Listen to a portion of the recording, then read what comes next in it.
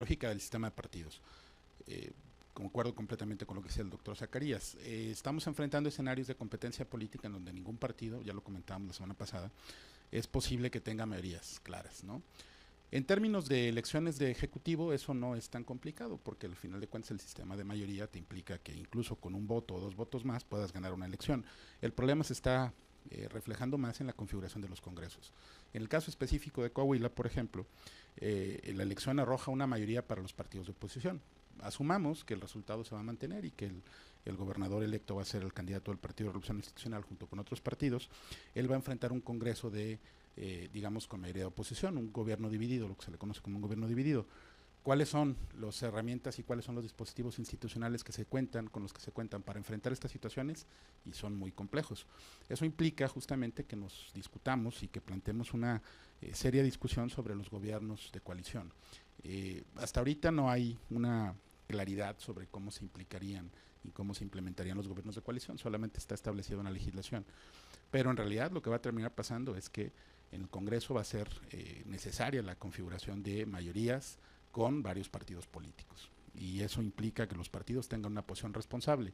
Algunos de ellos no la tienen. Ya lo vimos con la aceptación de, por ejemplo, en el caso del Estado de México, con los resultados electorales.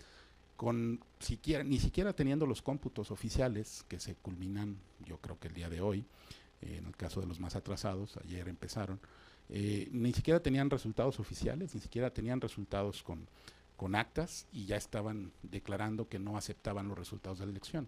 Eso es una posición muy crítica y muy difícil para el sistema electoral, ¿no? De que hay elementos en los institutos electorales de los estados para que haya posiciones irresponsables, sí los hay.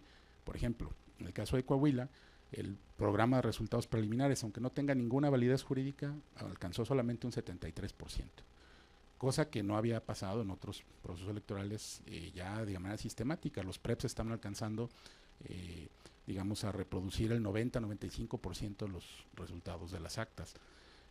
¿Qué significa? ¿Que hubo tantos errores en las mesas directivas de casilla como para que no se integraran las actas por fuera? No, parece ser que hay una actitud que al menos algunos partidos de oposición reclaman como deliberada del Instituto Electoral, y esto es muy grave, porque al final de cuentas lo que hace es generar ruido y generar dudas sobre procesos electorales que no tendrían que tenerlos, y menos en las condiciones de competitividad que tuvieron. Entonces ese es un primer tema que va a estar pendiente. El tema de los candidatos independientes, en todas las elecciones se reflejó, afortunadamente en algunos casos más que otros, que no había condiciones reales para la competencia de candidatos independientes. En el caso de Nayarit, por ejemplo, era paradigmático y era preocupante para todos que el candidato que se postuló tuviera resultados positivos, porque eso hubiera implicado justamente que las prácticas de compra de voto, de coacción de voto y de una serie de irregularidades en la contienda electoral hubieran sido tomadas como positivas solamente porque eran realizadas por candidatos independientes. No fue el caso, tuvo un 11% de votación que no le alcanzó para gran cosa. En el caso de Coahuila, Estado de México y algunos otros, como Veracruz, por ejemplo, 3 alcaldías se obtuvieron por candidatos independientes. Se demostró que es muy complicado para ciudadanos, digamos, de manera individual, sin el apoyo de organizaciones y de respaldo digamos, de recursos financieros, tener competitividad en los procesos electorales. Entonces esto va a marcar una tendencia muy fuerte. Yo sé que en Jalisco estamos discutiendo una serie de cosas diferentes porque se tienen, digamos, elementos diferentes, pero en realidad lo que está ocurriendo es una tendencia nacional. Los candidatos independientes que tienen el apoyo previo de organizaciones preexistentes son los que tienen más condiciones de competir. Los que son de alguna manera más vistos como ciudadanos de manera individual, no están logrando condiciones de competitividad. Entonces esta es una reflexión que tenemos que tener muy presente para que no se nos presenten casos como lagrimitas y gallines en el próximo proceso electoral. El tema de los partidos políticos, ¿cómo quedan? Es un escenario muy difícil, todos están dando cuenta que necesitan hacer coaliciones y digamos que, como dirían algunas personas, la mazorca se desgranó. Los partidos políticos saben perfectamente que tienen posibilidades, por ejemplo el PRD, de construir alianzas con partidos de izquierda, llámese Morena, PMC, o con partidos de centro derecha, y entonces están enfocados en una contradicción fuerte. establecen coaliciones en donde pudieran incluso terminar desapareciendo como una opción política real, por ejemplo, en el caso de aceptar una coalición con Morena en términos nacionales, o acepta una coalición que a lo mejor va a generar bastante rechazo de sus seguidores tradicionales, como por ejemplo una coalición con el Partido Acción Nacional. Entonces, en ese escenario, el PRD, aunque tiene buenos resultados en los estados, va a tener una disyuntiva interesante en los próximos meses, definir si quiere competir por sí mismo y enfrentar una situación fuerte electoralmente de competencia, o quiere hacer coaliciones. Y por último, el tema de los institutos electorales. Vuelvo un poco al tema. Durante estos dos últimos años, se ha estado planteando la desaparición de organismos electorales locales. Yo personalmente no estoy de acuerdo, porque considero que los institutos electorales locales tendrían, y han demostrado en los últimos 20 años en México, que tenían condiciones para existir y capacidades que los hacían diferentes, profesionalismo y bastantes condiciones que no implican, digamos, una visión central de la organización de los comicios. Pero casos como el de Estado de México y casos como el de Coahuila, lo que implican es justamente alimentar el debate de que los institutos electorales de los estados no funcionan y deben desaparecer, lo cual me parece preocupante y muy perverso, porque insisto, una centralización en términos electorales de las funciones no creo que sea tan positiva, y creo que tendría consecuencias fuertes durante los procesos que vienen. Muchas gracias, maestro José Antonio Elvira de la Torre, por su exposición. Vamos a pasar a las preguntas que ustedes tengan, por favor, con micrófonos, y nos dicen su nombre y su medio. Gracias, buenos días. Claudia Manuela Pérez de Notisistema. Preguntarles, entonces, ¿sí funcionaron las coaliciones? ¿Sí van a funcionar para el 2018? ¿Es definitivo eso? Que sí van, aunque sean ideologías muy diferentes, porque nos brincó mucho esa coalición PRD-PAN, que era una ideología, cada quien tiene su ideología muy diferente. Entonces, ¿definitivamente sí funcionan? Sí, en el escenario que tenemos de competencia, lo discutíamos un poco la semana pasada, son una realidad. Las coaliciones electorales tienen dos propósitos. Una es cuando se busca solamente llegar a un cargo y que alguien pierda o que ganen algunas personas, y la otra, que sería la condición deseable, es que las coaliciones sirvan para generar proyectos de gobierno. El problema es que las experiencias previas que se han tenido no han reflejado que las coaliciones electorales se han convertido en coaliciones gubernamentales efectivas. Sinaloa, Oaxaca y algunos estados que han mostrado que la coalición electoral para ganar no significó una coalición de programas o un proyecto más o menos común de gobierno. Respecto de si las ideologías son las que determinan las coaliciones, yo pensaría que no. Más bien lo que plantea es una agenda común. Lo discutíamos un poco la semana pasada. Si nosotros planteamos una coalición entre PAN y PRD, por ejemplo, pensando en temas como legalización de la marihuana, eso es imposible, es inviable. Pero si las planteamos en términos de rendición de cuentas, transparencia, democracia, son agendas mucho más cercanas. Recordemos que estos partidos se han caracterizado durante los últimos 20, 25 años, el PRD un poquito menos, por ser justamente, digamos, como actores con este tipo de agendas. Entonces ahí es donde está la posibilidad de estructurar coaliciones. El tema es, ¿pueden superar la condición de coaliciones electorales y convertirse en coaliciones gubernamentales? Y ahí es donde no tenemos todavía elementos tan concretos para afirmar que sea así.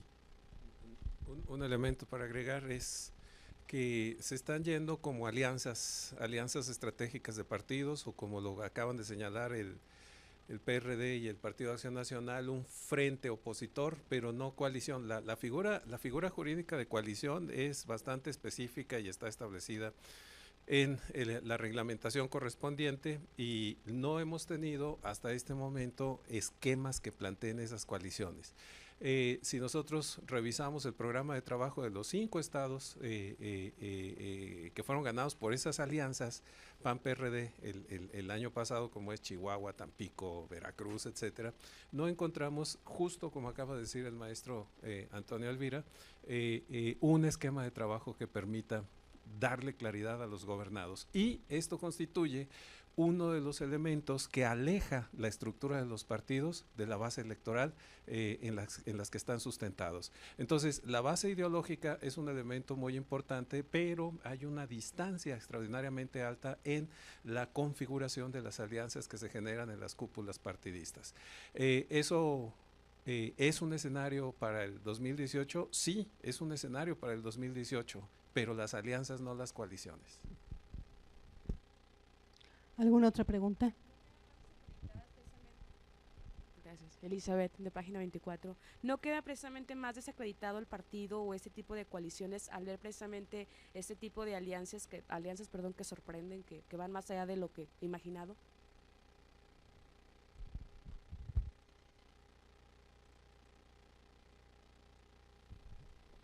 Sí, yo en la semana pasada sí consideraba que este tipo de alianzas son las que debilitan la credibilidad de los ciudadanos hacia los partidos políticos, porque no ven una diferencia de votar por uno o por otro. Creo que a pesar de que en términos prácticos, pragmáticos, sí nos ayuda a que se alíen porque van a juntar agendas, van a trabajar juntos, como decía el maestro, también creo que está mandando un mensaje de que todos los partidos políticos son iguales, de que bajan la credibilidad a la hora de que salen a presentar sus plataformas electorales, y sí creo que eso es lo que está debilitando un poco el partido.